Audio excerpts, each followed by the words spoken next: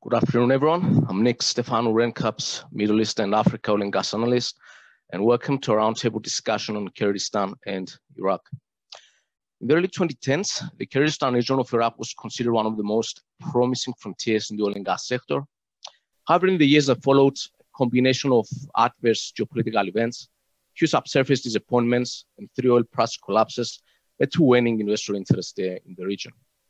Last year, 2020, was a very challenging year for the entire global oil and gas sector. But despite weak oil prices and build up in receivables, the houses in Kurdistan successfully managed to navigate a really tough year. And that was especially compared to the international peers where shows some bankruptcies and halberd companies struggling. We think now that the IOCs in Kurdistan are very well positioned for a strong 2021. What we hear from a lot of investors is that they're not familiar or up to speed with the region's geopolitical and economic updates, especially risks around security and non-payment of invoices. And these are some of the issues we're going to be discussing during this panel. Today with us, we have Karwan Jamal Tahir, KRG's High Representative to the United Kingdom, Patrick Ward, CEO of Dana Gas, Esa Ikahome-Nomen, apologies if I mispronounce your name, Esa, CFO of Genel Energy, Gabriel Papineau-Lecris, CCO of Gulf Keystone, and Ahmed Tabakjali, CIO of AFC's Iraq Fund, and Senior Fellow at the Institute of Regional and International Studies. Welcome, gentlemen. Karwan, let's start this roundtable by addressing what is probably the most common question from our viewers. Last week, the KRG proposed an amendment to the original arrears recovery mechanism for the IOCs, such that for every barrel the companies produce, they will receive an additional 20 cents instead of 50 cents for each dollar over $50. This was an unwelcome proposal for the IOCs and also their investors. We saw share prices dropping for some of them between 5 to 10% on the day. And the reason is because it will delay the recovery of arrears by a few years, but it also reflects negatively on the KRG's credibility. So, could you maybe talk a bit about what the KRG's position is on this and why this amendment happened? Well, thank you, Nicholas. Good afternoon to all of you. It's a great pleasure to be here with you all. It's a great privilege to be with the other distinguished speakers. I remember last year, almost at the beginning of the pandemic, we were in Oslo with some of the colleagues that present today, Isa, Gabriel, and some others. We were in the panel discussion on Kurdistan region, and I remember it was a time when the Kurdistan regional government unilaterally introduced and offered a repayment scheme program, and it has been going smoothly since. However, regarding your question on the new circumstances, well, I'm sure that the IOCs have been consulted in some way or will be consulted in this regard. And also this is, I may say, this is a very technical and detailed fiscal accountant procedure that MNR, Ministry of Natural Resources, has full authority over. First, however, let me say this. Iraq and Kurdistan region have undergone the most challenging 6 to 7 years since 2014. And we have been challenged by a series of economic, security, political, and humanitarian crises ever since then. Chiefly the emerge of ISIS and the destruction they caused, the decline of oil price had a significant impact as well. The turbulent relationship between the Iraqi federal government and the Kurdistan regional government indeed caused tension and sometimes escalation of a budget and many other constitutional disputes. this is not blaming distribution. We don't put in a blame on anyone, but unfortunately, it is the reality, and we have to address them.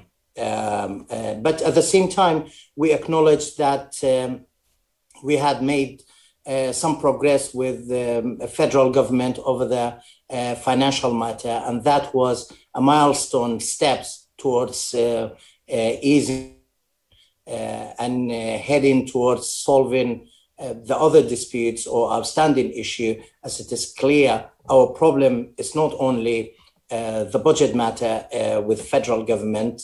There are some other constitutional dispute as well. Thankfully and fortunately, we have reached an agreement over the 2021 budget with Baghdad, with federal government. But Baghdad still to release the Kurdistan region's entitlement of the budget. So the agreement been reached since the beginning of the year, and we are in May and we enter in the June. We haven't received anything as yet, and there are still not a proper procedure in place for implementing the agreement over the KRG entitlement.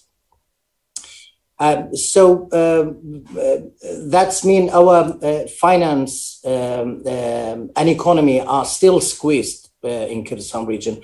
Therefore, the government have to adjust itself accordingly and accommodate what is available.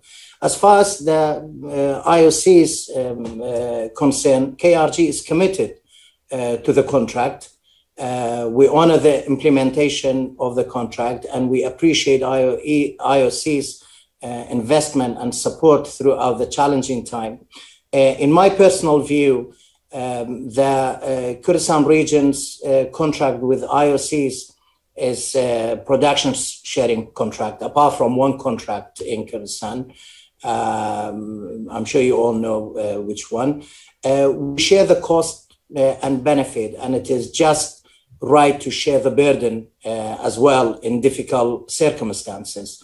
On that principle, the mechanism of the fiscal regime has been reviewed and adjusted to accommodate the situation, and will be revised perhaps according to the changes of the circumstances. I think I should stop here and back to you, Nick, because as I said at the beginning, this is a very specific technical fiscal accountant procedure. I don't want to talk about the detail, 20%, 10% or 50%, but this is the position of Kurdistan region, and we appreciate the IOC's commitment in Kurdistan region, and I'm sure there will be a discussion from the Kurdistan regional government, Minister of Natural Resources, with the IOCs very soon. Thank you, and back to you. Okay, thanks a lot for the response.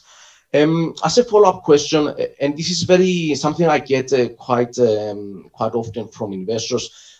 One of the biggest concerns they have about investing in the region is that there have been occurrences of receivables build-ups in the past, and they're concerned, though those have happened because, either because of ICs or the Lebanese banks, you could say, these are maybe one-off events. But what investors want to know is that what are the steps the KRG is taking in order to reduce the risk of this future of arrears being, built in the future? Well, yes, Nick. I think in Kurdistan region, we do everything we can in our capacity to reduce the risk, but there are many factors that have an effect on the situation. We can consider it as a package, and every step or every single angle is linked to the other. And government's endeavor is multifaceted. The political situation with the federal government require having a solid and realistic understanding and constitutional approach to resolve matters, which we are keen, as far as Kurdistan Regional Government concerned, we are keen to resolve that. This will have a huge effect on solving part of the problem, political understanding between Kurdistan region and Baghdad. Within the Kurdistan region domestically, we continue our reform program, economic reform. That will have a huge impact on maximizing the revenue of Kurdistan region. And we have made the milestone steps towards that. Increasing the revenue, non-oil income. We made huge progress in that. We prioritize some other sectors, agriculture, industry. I'm sure you heard about the wheat industry, that 70% of the industry has been completed, and that will contribute in economic revenue in Kurdistan region. We also, has some other industries built in Kurdistan region. All these are contributing in increasing and maximizing revenue in Kurdistan region, which gives a room to the government to fulfill properly the commitment, the financial commitments toward the IOCs. We are also keen to control the cost in Kurdistan region and localize some other works in Kurdistan region. So these are all efforts and endeavor that the Kurdistan region is taking, and I'm sure in the long run and in the near future, this will all have a great impact on eliminating or maximizing the risk of further delay of the payment of the IOCs. Thank you. Thank you for this, Karwan. Staying on the same topic, I just want to move on to Ahmed here for the next question. Ahmed, you've done quite a lot of work on Kurdistan and Iraq, and wrote quite a few papers on the economic situation, both Iraq and the autonomous region. You recently wrote about the budget, about this new budget. Looks like it hasn't been implemented yet, but could you maybe talk a bit about some of the highlights of this deal, and more specifically, if you could give us an outlook for the KRG, economically wide, and in your view, what the risk of future areas is. Thank you very much. You are on mute. I'm mute, right? I unmuted myself. Can you hear me? Yeah. Okay. Yes. Okay. Well, first of all, thank you for the invitation, and thank you for RENCAP. And it's a pleasure to be among such a distinguished panel. Before I start, maybe I should actually put a disclaimer, as I am an investor in Iraq, including the KRI, and have been an investor in a number of the companies that you are covering. So first of all, let's put that out of the way as a disclaimer, and maybe conflict of interest somewhere. Yes, I think it's the current deal. There was a compromise reached in Parliament. The deal was passed at the end, or the budget was passed at the end of March. It should have been effective as the 1st of April. It's the deal that is very different from many others in the past, specifically from all the ones that have happened. The genesis of the deal started in 2019, when we had fresh leaderships in Iraq, as in both the federal government and the KRI, and they have begun the process of trying to resolve many of the outstanding issues. Now, fast forward to where we are, because we haven't got too much time to go over it, and for those who are interested in more details, they are available. And as you mentioned, in the IRIS report we just published, we published one just specifically on the details of the current deal and what it means and all that. But the highlights which are relevant for everybody is the following. The requirement is now it requires the KRG to produce a minimum of 460,000 barrels per day, from which they are supposed to be paying the oil production, operation, and exports, i.e. pay the IOCs, and then supply the government with the revenues of no less than 250,000 barrels per day at SOMO's prices, not the KRI's prices. That's the first element. And the second one is to hand on all the revenues. And the is to start what's called the payment procedures for outstanding debts with the Trade Bank of Iraq, which stand at something like $3.7 billion. Now, these three requirements, the budget states, after these three requirements done, then the government would supply the KRG with its entitlement. So there is a process to be done, but I'm pretty sure that both sides are working on that. But the budget agreement or the budget terms are fairly clear: A, B, and C, after which D would have happened. Now, in return for the KRI doing these three, it would get the equivalent of $7.9 billion a year in its share, which is basically mostly the current budget as well as its share of the investment budget.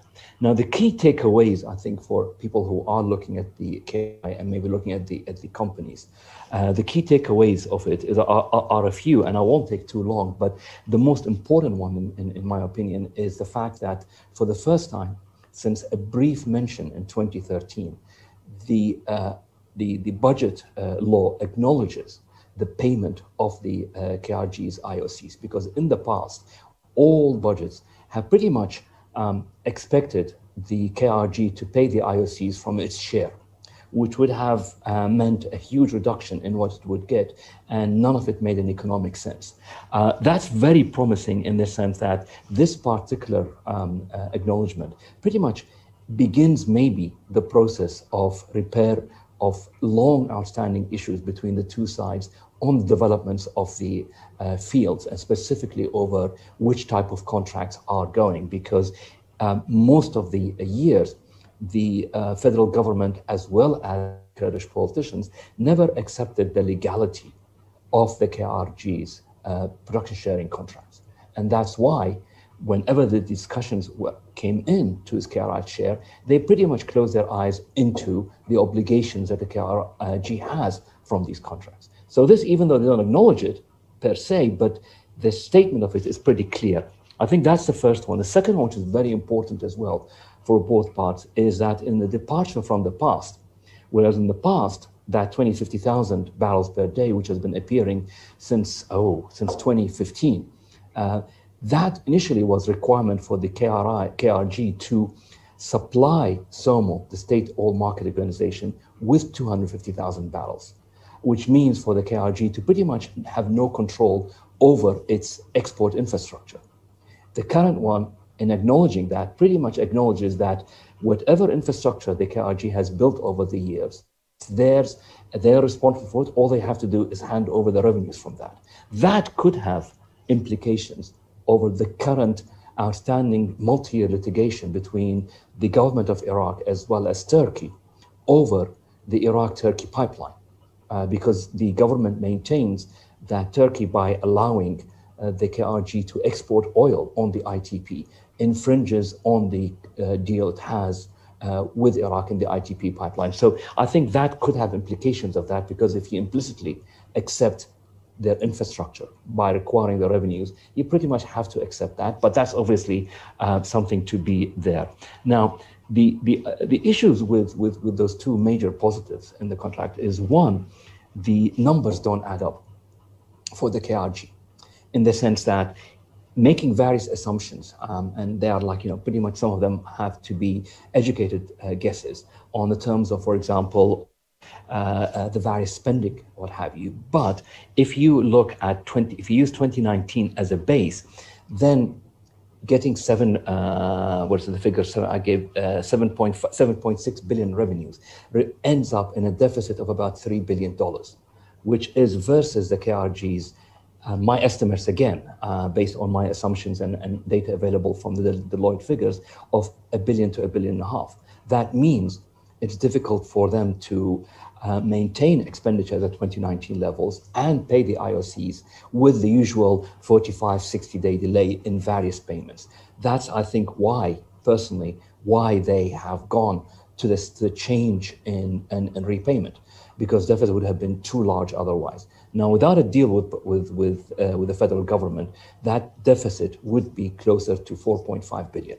So one way or the other, I think it's a positive thing. I mean, depending, if you're in the companies, you would not be terribly happy. But if you're looking at the long-term viability of the region and the long-term viability of the oil contracts, that at least means that the KRG is beginning the rational process of looking at its cost infrastructure and how to make it sustainable. I mean, as an investor, and just my own personal view, I'd rather have a sustainable arranged over a multi-year period than something unsustainable, which means, because the issue with Kurdistan as a regional government, as well as Iraq in general, is, we can talk about that later, but basically our cost infrastructure as a country are extremely high. They're very rigid, they're skewed in the wrong way, which means it makes the whole country, as well as the region, extremely vulnerable to the slightest external shocks. An external shock like last year, completely, if last year lasted, that could have wiped us out for a very long time. I think finally, the two things I want to mention, and I don't want to take too much time and apologize for that, is there are issues there by requiring the KRG to supply, or to produce, forgive me, a minimum 460,000 barrels. It's pretty much saying that they are not obliged they're not required to commit to Iraq's oil production cuts with OPEC.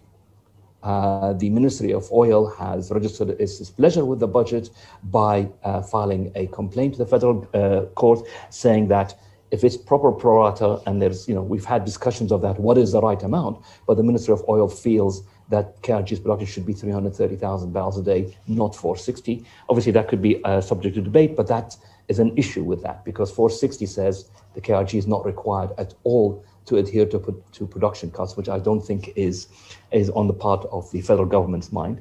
And the other two things is that SOMOS prices means that the KRG has to pay from its share the difference in prices.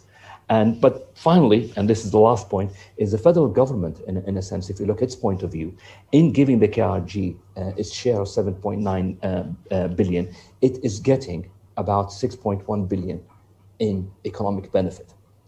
So there is, it's an asymmetrical one, but I think I'm running out of time, so I'll stop where I am right now. Thank you for that. Thank you, Ahmed, for the very analytical response, and definitely very thorough.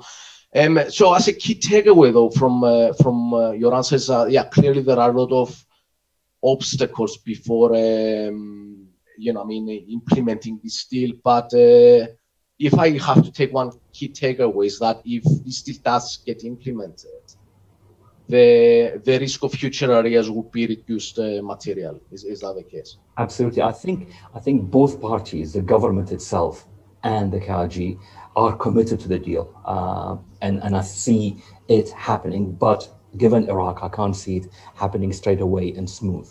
Everything with us takes a very long time. Okay, all right then. Karwan, I just want to back to you. So, could you give us an update on the security situation in both Kurdistan and the rest of Iraq? Clearly, the ISIS days are over, so it's much better than it used to be in the past. But a lot of investors don't know exactly what's going on in the ground and the level of risk there. Well, thank you, Nick. I think we wouldn't be successful in developing our economy if we had not made security our top priority in the Kurdistan region. Indeed, economics and politics are intertwined and inseparable from security and stability for businesses to flourish. So we acknowledge from day one that the progress and create a conducive environment for investor, we need better security, and we need to invest in that, which is the heart, which is the heart of our strategy and remain the heart of our strategy. I think many of you have witnessed the advanced security in Kurdistan, which made the investment highly desirable and more possible in Kurdistan region's territory. We invested in that hugely. Security was my government's top priority indeed, and still are the top priority. Even when ISIS emerged, we managed to provide utmost security to all citizens in Kurdistan region, including diplomats and companies that operate in Kurdistan region. However, security remains top issue in the whole of Iraq and the Kurdistan region. You all know that we successfully defeated ISIS with the help of coalition and international community. We were hoping to build a strong security cooperation between the federal and Kurdistan region, especially in the disputed area.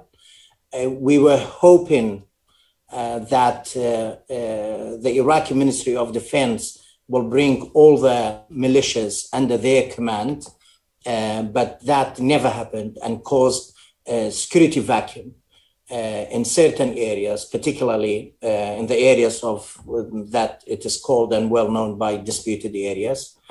The recent attack, as you all know, were launched from that vacuum, which increased emphasis for both Iraq and Kurdistan region to move faster and establish ground for coordination and cooperation, better coordination and cooperation. We believe that this is the only way to reduce the risk of security and eliminate them.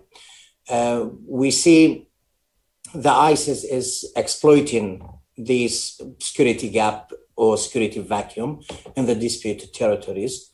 For that, we urged the government of Iraq, the federal government, and our coalition partners to appreciate the urgency of joint forces to combat, our common enemy and act faster in those areas that is called the disputed area, as we see that the ISIS activity has been increased in those areas, and that's due to the security vacuum, and that's because there are not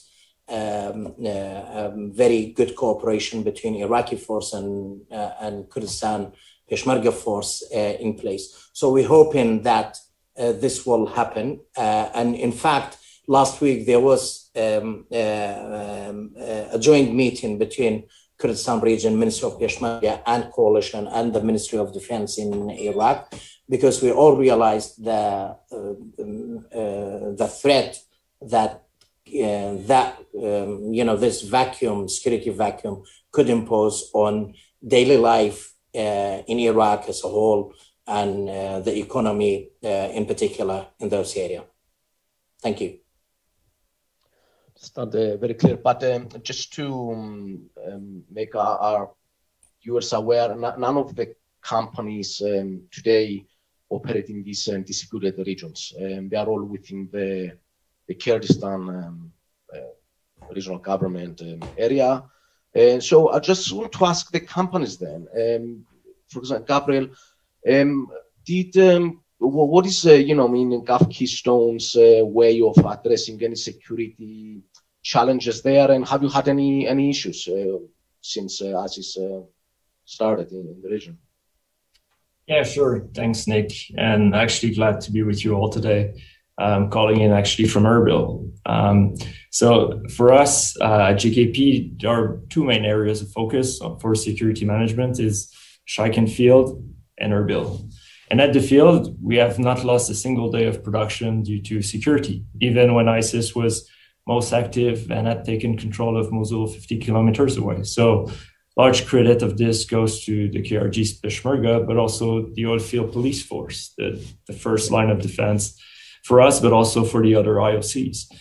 The second line of defense is also our own private security contractors. And together with the OPF, there's a very good relationship to share intelligence and not be in anybody's arm's way. So today, we feel very safe in the Shaikan area, and we haven't seen any extra risk over the past few months.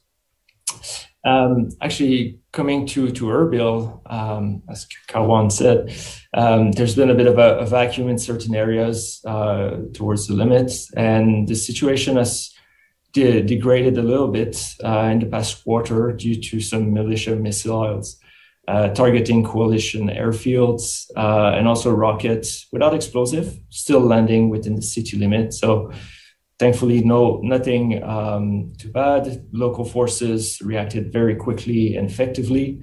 And IOC were not the target, but it's still a risk, and we need to manage it to ensure from the utmost importance that we ensure to take the right precaution to protect our employees.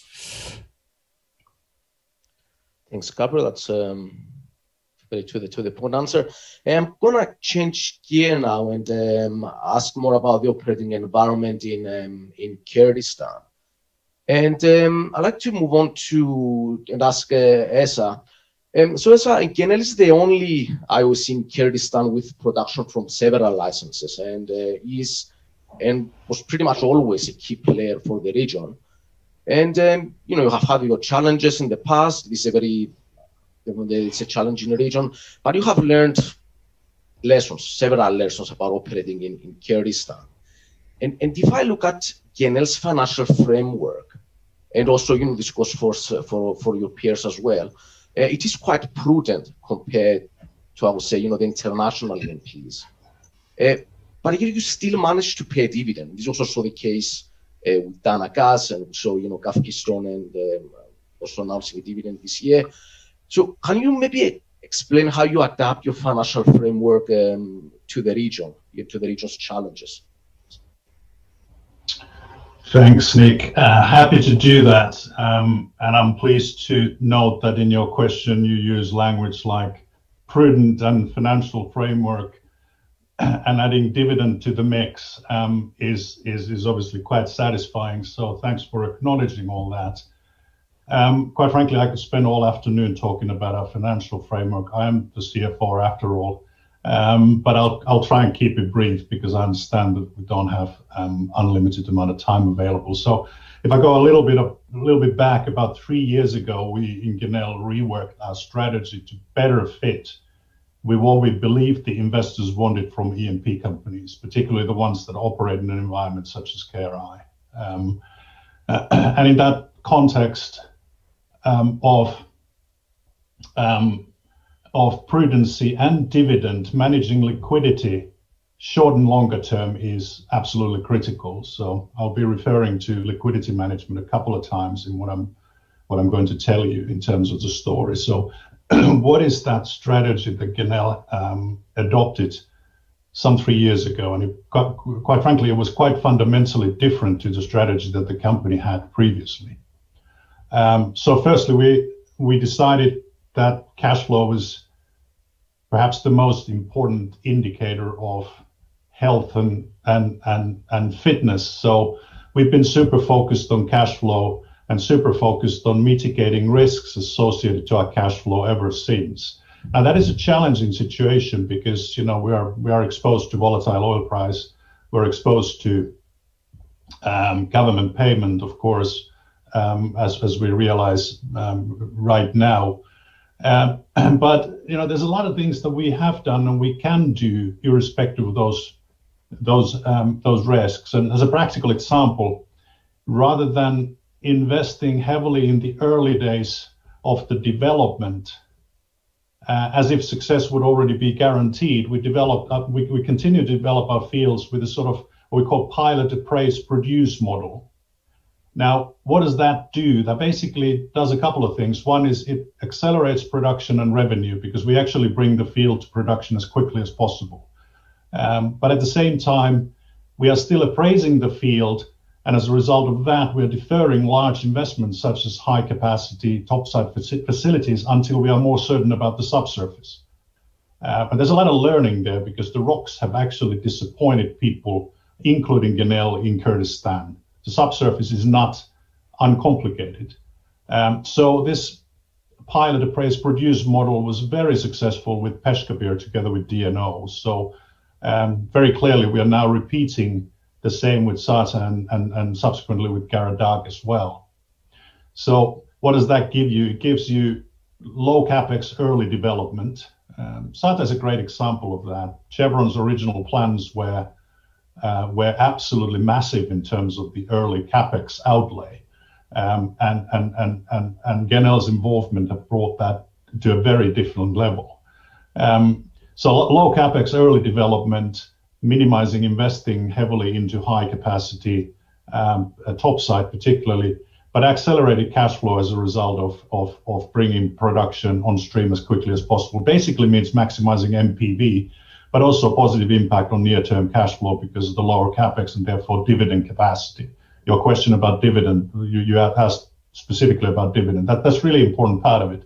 The other one has to do with capital allocation. So we've been very consistent since 3.5 years ago that we allocate capital first and foremost where we see the best combination of long-term value creation, short-term cash flow and risk mitigation.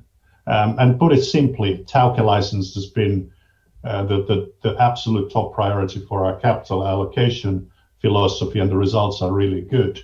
Now we have Sarta with similar characteristics. That's the top end of our capital allocation priority.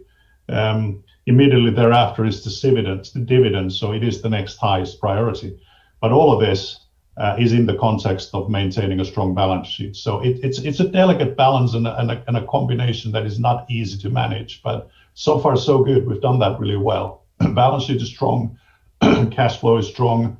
Yeah, some hiccup now in terms of the predictability of the cash flow as a result of the new news coming from the government regarding the payments, but generally speaking, situation is not so bad.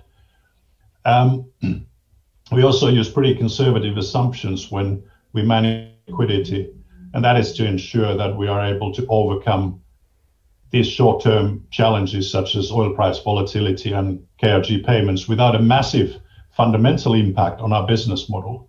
And I think we demonstrated that quite successfully late last year when we accelerated the refinancing of our bonds in order to ensure a solid 5-year liquidity runway. Again, the liquidity word that I mentioned up front is really important. So we now have effectively secured our liquidity for the next 5 years, allowing us to invest in our priority growth assets, being effectively the Tauke license still, but more importantly now Sarta and subsequently Garadag as well. And that allows us, at least if the conditions are reasonably favorable, to continue with a meaningful dividend as well. So finally on the dividend, in that strategy work already in 2017, we did identify a sustainable and progressive dividend as an objective. So we felt that this is what the investors really would be looking for. They should be looking for growth and returns. But at that point in time, we felt that we needed a couple of years of kind of execution of the strategy before feeling comfortable about the future cash flow and the liquidity position in order to commit to a longer term dividend policy. And that happened in 2019 when we did that commitment. So personally, final word about the dividend, I'm a strong believer in consistent and predictable dividend. And that's why we continued to distribute dividend throughout 2020, when pretty much all our peers either suspended their dividend or at least significantly reduced it. And we kind of prefer stable and gradually growing dividend over any sort of variable distribution models where one-off distributions may happen without a longer term logic and promise. And that's kind of our dividend policy. And I hope my answer was to the point, Nick. It's a multifaceted situation, but that's kind of how we manage our financial framework prudently, but with the dividend being a significant part of the investment story. Really helpful answers. Thank you so much for that. I think you also touched a bit on what I was going to ask you now, which was about the subsurface. So it looks like one of the reasons you're also taking this phased and I would say like cautious approach is to be able to de-risk the subsurface risk going forward. Is that the case? Yeah, that's definitely the case. So there's obviously history in KRI that is kind of providing evidence of the rocks being complicated. So I don't think you want a very lengthy answer to that whole subsurface risk. I think you may have TAC as an example in your mind. So it's true that the rocks have disappointed in the past. Number of fields, not just TAC, have underwent meaningful reserves downgrades. But that's largely not actually because of the field performance, but rather a function of initially incorrect assessment of the oil in place, or STOIP as people call it. This is certainly the case for TAC. So it's actually an overestimation, overestimation of the magnitude of both the fracture and matrix contribution to the oil in place volume. So that's the layman's version of a technically rather complicated situation. To just open it up a bit, it's actually quite natural in the early days of when the understanding of the KRI's fracture-dominated reservoirs was not as well developed as it is today. So there's a little bit of technical background to that, and there's been a lot of improvement in the understanding and the ability to estimate. Now that we've got production and reservoir data for over 10 years or so. So it's a learning curve initially, and TAC is one of the early day projects that actually suffered from this overestimation of what particularly the matrix structure can deliver. So this is the lesson learned underpinning what I said earlier, which is the way we currently estimate the volume of oil in place of similar reservoirs in Sarta and Karadak. And that's really important in terms of the way we manage also the financial framework that we just spoke about. So there's that learning, and it is also driving the way we develop these new fields from the CapEx perspective. So I referred to this pilot and appraise model. You pilot and you appraise to understand the scale and the nature of the field. And that understanding then sort of drives the movement of resources from contingent to reserves. And it also kind of dictates the timing and the magnitude of capital investment we make, particularly in the early days. So that's kind of the learning from the subsurface perspective. Some elements of the TAC story might have been misunderstood in general conversation, but in summary, the key learning is that the resource assessments and investment decisions are nowadays sort of more incremental, more stepwise, and much more driven by data rather than perception or optimistic early assumptions. If that makes sense, I think that's kind of what we were looking for. I think that was a very spot on answer. And with this, I just want to move on to Gabriel quickly. So Gabriel, Keystone is also taking a similar, I would say, like phased approach with the development of Chaikan, which actually could be one of the largest fields in Kurdistan. It is, I think it's now either the second or third biggest oil producers there.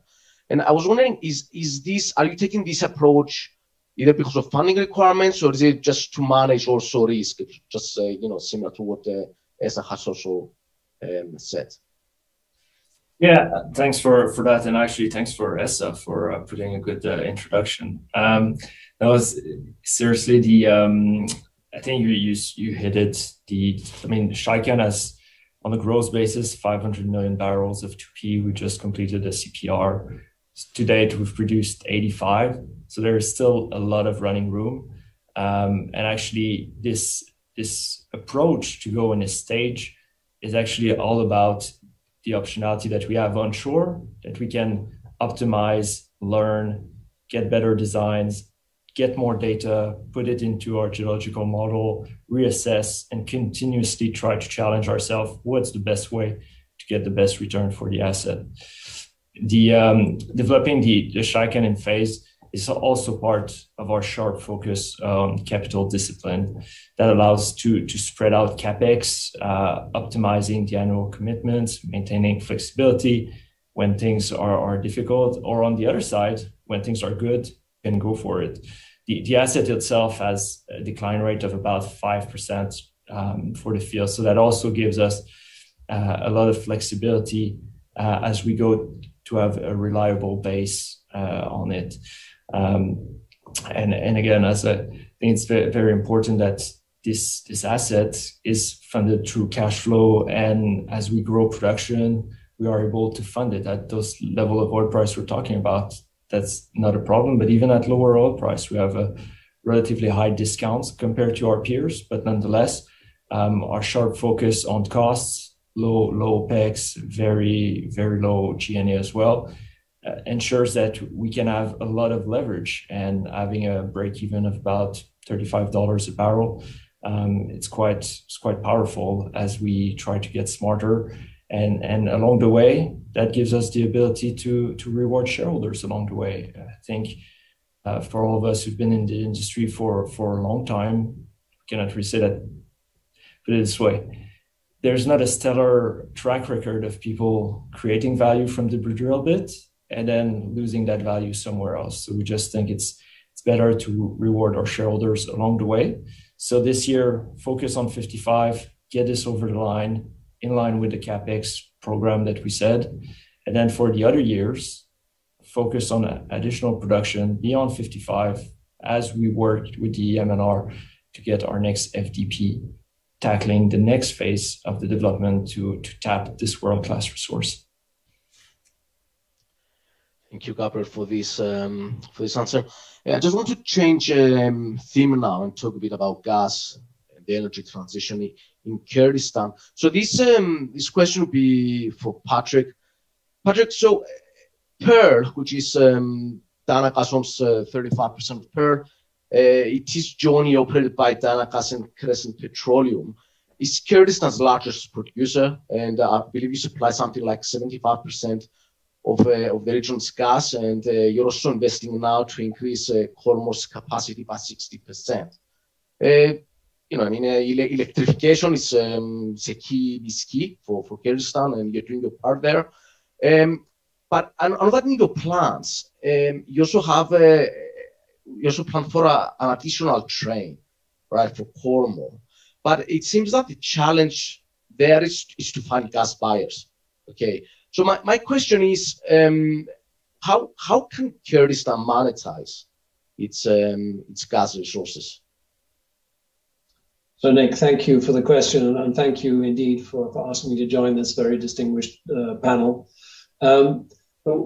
The Pearl Consortium is the operator of two very large gas fields, Chemchemal and Khormos. Between them, we believe that there is more than 75 trillion cubic feet of gas initially in place in the two fields, together with a substantial quantity of liquids. So these are world-class resources, and we believe these to be the biggest gas fields in not only the Kurdistan region of Iraq, but in Iraq as a whole. So, of course, it's very exciting for us. These gas resources, unlike some of our colleagues and fellow companies, these gas resources are sweet. There's a very minimal amount of H2S in it, which of course is a distinct advantage both from an environmental and also from a cost perspective. We are currently producing about 440 million standard cubic feet per day of gas. That gas is being supplied to the Kurdistan regional government for power generation, and at the moment about 75% of the total power generated in the Kurdistan region comes from the gas that we supply from the Khormos field. Now, we have, as you say, a project to further increase production by 250 million standard cubic feet per day of gas. That project was supposed to get started in March of last year and obviously was derailed by the COVID pandemic. But we're very pleased that we managed to get restarted on the project with effect from December of last year with some civil engineering works. And we currently believe that we are now back on track to have first gas from that first 250 million standard cubic feet per day gas production facility by April 2023. The GSA for that tranche of gas has already been signed with the Kurdistan regional government, and that tranche of gas will go to the government for, again, for power generation purposes.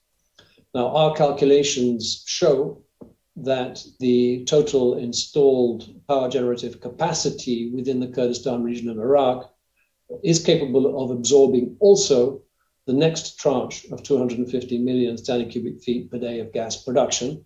However, the proviso is that that would be in excess of the Kurdistan region's actual own domestic power generative requirements. So we believe that the Kurdistan region is interested in taking the gas for power generation. But that would require an agreement to be made between the Kurdistan region and the federal government for export of electricity. But again, we believe that there is significant need for electricity in the federal government, by the federal government. So that is a very realistic potential outlet for that second tranche of 250 million. Now, in addition to that, by the way, I was very pleased to see that the Prime Minister made a clear statement about his belief in the role of gas in developing the region's economy. And so we're very pleased to see gas put front and center, in the development plans for the region. And in that evaluation, we know that there are consideration is also being given to other markets adjacent to the Kurdistan region of Iraq.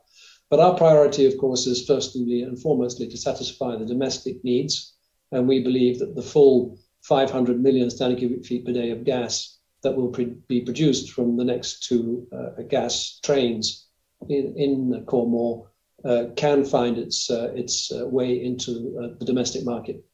Having said that, we do have the right to export the second 250 million tranche, and obviously we are exploring options in that regard. Thanks for this, Patrick. And as a quick follow-up, there have been discussions in the past, either, building a pipeline and taking the gas to Turkey, but more recently it was more about the rest of Iraq.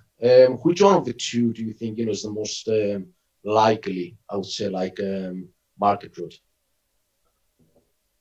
Well, that's a good question. I think we need to think back a number of years and realize that in the consortium, in the Pearl Consortium, we have got MOL, OMV, and RWE as partners. Have them as partners is that they were the original private investors of the Nabucco pipeline project, and they are also major marketeers of gas in their domestic markets in Europe. So there has been for a very long time the vision that the gas from the Kurdistan region of Iraq could be ultimately delivered to gas markets in Europe, and that obviously means going through Turkey. Turkey itself, of course, is a very major gas consuming country. 5 BCM a year, or equivalent to 5 trillion cubic feet per day. Sorry, 5 billion cubic feet per day. So it's also a very large market, and it's a market which is currently in the process of renegotiating many of its existing gas. Turkey is obviously a logical place, but we also know that the federal government of Iraq is looking for gas for power generative reasons, and is equally a potential prospective market for gas. But clearly, none of these options are easy, and there are political consequences with respect to all of them, and things need to get put together in the right way in order to make them happen. So clearly, sale to domestic demand in the Kurdistan region is the obvious and easiest way to go. Understood for this. Thank you so much. Staying within the gas and the energy transition theme, Karwan, I just want to address this question to you. So the energy transition, as you definitely know, is becoming a lot more thematic in the oil and gas universe. A lot of countries have set decarbonization targets. And I was wondering, given that oil is the primary source of revenue for the KRG, this question has, I guess, like two sub-questions. What is the KRG strategy for its oil sector? And B, what is its position for the energy transition? Well, thank you, Nick. And I may thank Patrick and congratulate them and congratulate Dana Gas, Crescent Petroleum and their partners for the progress that they are making in their field in increasing the production for the next 2 years. And I was privileged that I was the first government coordinator responsible for the project, Kormor project in Kurdistan region. And I was with them from day one to the first gas in August 2008. So I salute all of you for what you're doing. Proved natural gas reserve. I would like to say a few things about the gas, if I may, Nick. The natural gas reserve, the proved at the end of 2020 were the 12 largest in the world. I mean, the Iraq's proved reserve. Correct me if I'm wrong, Patrick. The Kurdistan region holds substantial of natural of the world's total reserve. This positions Kurdistan for a prominent role in regional and global gas market. Kurdistan region has identified gas as a priority for long-term strategic development. The development of the region's gas reserve has the potential to become an engine of future economic growth. As such, my government economic development roadmap, as Patrick alluded to it, lay out plans to develop and capitalize on the region's abundant natural gas resources. The utilization of gas will be crucial to meeting rising power demand in the region. Therefore, the KRG encouraging in the gas sector, and we would like to be an energy player rather than only oil production region player on the energy map. So, of course, we aim to become a significant exporter of both oil and gas. The potential boost in gas will provide additional benefits to the Kurdistan economy. In accordance with this aim, the Ministry of Natural Resources prepared a detailed plan with two main objectives. The first objective of this plan was to develop Kurdistan gas resource in order to meet domestic demand for power generation and industrial use. And the second one, of course, on meeting the demand of Turkey and several European markets, as Patrick has mentioned, the reason why they partnered with the other companies. So in future, exporting the excess gas from the Kurdistan region. And I think your last question was regarding the transition. Well, it's also the first question about what is MNR's vision on Kyrgyz oil sector as well. I think in the past you had targets of producing about 1 million barrels per day. Is that still valid? How do you see that playing out? And then, you know, the second question was what is Kyrgyz's position on the energy transition? Okay. Well, of course, our aim and objective is to increase the production in Kurdistan region, but we have to bear in mind we have to do that in a proper way and within the good international practice in Kurdistan region, and of course that will contribute to the economy of Kurdistan region, the increase of production. And the oil company's representative can have a view on that as well, because it's not only about what we like, it's about the possibility and potentiality. But yes, it is in our plan and strategy to increase the production in Kurdistan region. And in terms of energy transition, I think, you know, in Kurdistan region or the whole of Iraq, we have many for that to be in position for energy transition. You know, as the sector itself in Kurdistan region is not that long-standing in Kurdistan. We started to develop the sector from 2003 onward. Iraq as a whole rely on the sector almost entirely. As far as Kurdistan concerned, our strategy is clean energy first. This is the main strategy.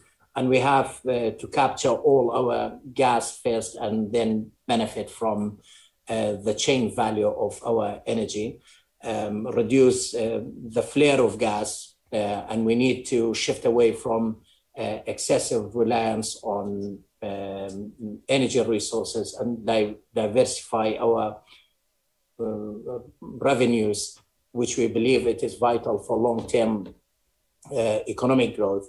And of course, the protection of environment, if we consider that as part of the energy transition, is the priority. And we have a legally mandate that companies to meet international petroleum industry standards of practice of the environment, and that they adhere to the Kurdistan region's laws to protect the environment. Thank you. Thank you so much for your response. I'm a bit cautious that we are past our scheduled time here. So I think this might be a good time to come to an end to this discussion. But before we finish, I would like to ask our panelists to give us their view on Kurdistan's oil and gas sector for going forward. So I just want to start with Patrick, if you want to give us minute view, then we'll come on to the other panelists. Thanks, Nick. I mean, I'll be very brief, obviously, in the interest of time, but I'm extremely optimistic about the future of the petroleum sector and particularly of gas in the Kurdistan region of Iraq.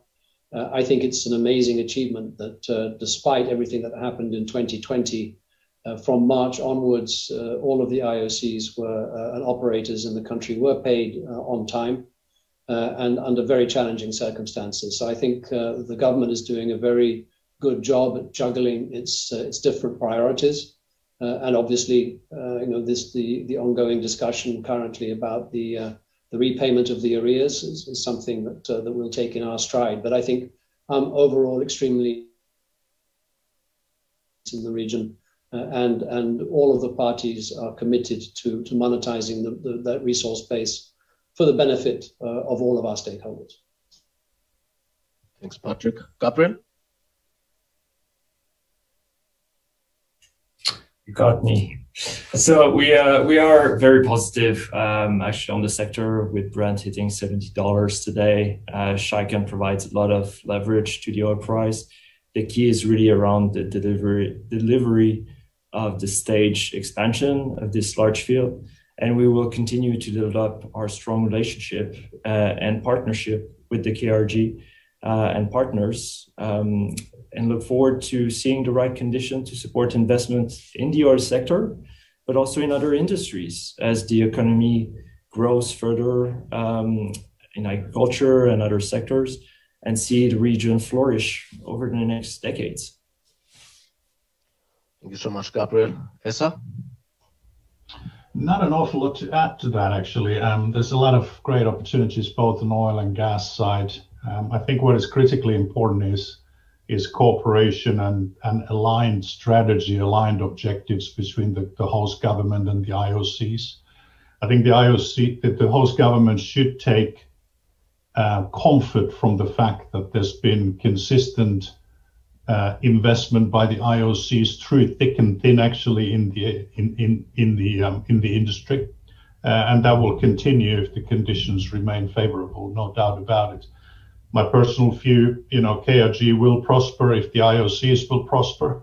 The IOCs will prosper if the KRG will prosper. A specific wish, obviously, I think on the gas side, to me, it's more about strategy and infrastructure rather than demand and buy. I think Patrick said already, and accelerating the regional gas strategy and the gas master planning for KRI would be a priority, and very clearly Mr. Karwan already said that is a priority, and that's an important one. It's a longer term strategic issue, but it's the one that most probably will lead to more economic growth than anything else in the region. Thank you for this, Esa. Well, Ahmed, you're not an oil and gas executive, so are you going to give us a differentiated view, or are you going to say something along the same lines? Well, I probably would say along the same lines and a bit more. I mean, I'm sort of like putting my money where my mouth is in a way. As an investor in Iraq, have been here since 2015, and hopefully we're growing the thing. I mean, I think the key to understanding Iraq, the key to looking at Iraq, or the key to asking Iraq is there is, or investing, I think more like Iraq, there is a huge arbitrage that can be made between the real risk, which is exceptionally high. I mean, as we all know, anybody who looks at our history of the last just 6-7 years, you can write volumes on the amount of risk. However, the perceived risk is substantially higher than this real risk. And as there is knowledge, as more people like yourselves cover the region, as more people look at it and try to understand it, then I believe that arbitrage would narrow, and with it, asset prices, whether they're oil and gas or other assets, will reflect that upgrade. I mean, obviously, one has to give always the answer of saying, well, I'm talking my own book as an investor, so there's always should be taken with a pinch of salt. But thank you for that, and it's a pleasure to be with all of you.